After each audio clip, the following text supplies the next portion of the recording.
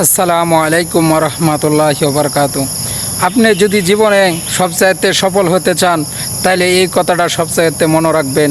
একটি কথা, সেটা হলো আপনি কিছুতেই দেখবেন অল্প জিনিসে এরকম রাগান্বিত হবেন না।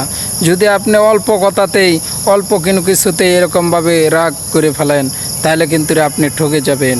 এই কারণে অল্প কিছুতে রাগ করা যাবে না। আপনি এরকম নিজেকে ভালো করে এরকমভাবে যে সবরের মাধ্যমে নিজেকে চালান, কারণ যেই বান্দা সবর ধারণ করে এই বান্দাকে আল্লাহ সুবহানাহু ওয়া তাআলা এরকমভাবে রহমত নাজিল করে।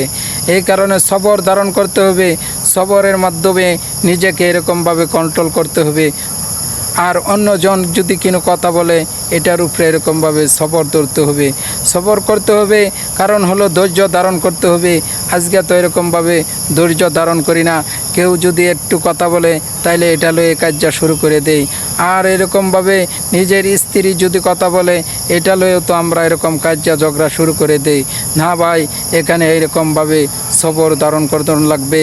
কারণ সবরের এরকম কথা আসছে, যখন মানুষ এরকম সবর ধারণ করতে থাকবে, একটার পরে একটা মানুষ অন্যায় করবে, তারপরেও যদি কোনো বান্দা এরকম সবর ধারণ করে তাইলে আল্লাহ সুবহানাহু ওয়া তাআলা তার উপরে এরকমভাবে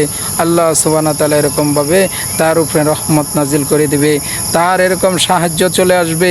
এই কারণে ভাই এরকম সবর ধারণ করণ লাগবে। তাকায় দেখেন আমাদের আগের যুগে এরকম সাহাবী আজমাইন ছিল যে ভাই তারাও তো এরকম সবর ধারণ করছে, যে একজন সাহাবী এরকমভাবে ইসলাম কবুল করছে। এই কারণে ওই সাহাবীকে এরকমভাবে মায়ের পরে মার দেওয়া হইতাছে, যে এরকমভাবে ইট পাটকেল মারা হইতাছে। এরকমভাবে সাহাবী তখন আল্লাহ রসুল সাল্লাল্লাহু আলাইহি সাল্লামের কাছে গেছে। যাওয়ার পরে নবীজি হযরত মুহাম্মদুর রাসূলুল্লাহ সাল্লাল্লাহু আলাইহি সাল্লাম একটা কথাই বলছে, ও সাহাবী তুমি এরকম সবর ধারণ করো, কারণ যেই ব্যক্তি সবুর ধারণ করে ওই ব্যক্তির কাছে আল্লাহ সুবহানাহু ওয়া তাআলার এরকম সাহায্য চলে আসে। তাইলে ভাই আমরা এরকমভাবে আজকে অধৈর্য কেন হয়ে গেছি? আমরাও এরকম সবুর ধারণ করব ইনশাআল্লাহ।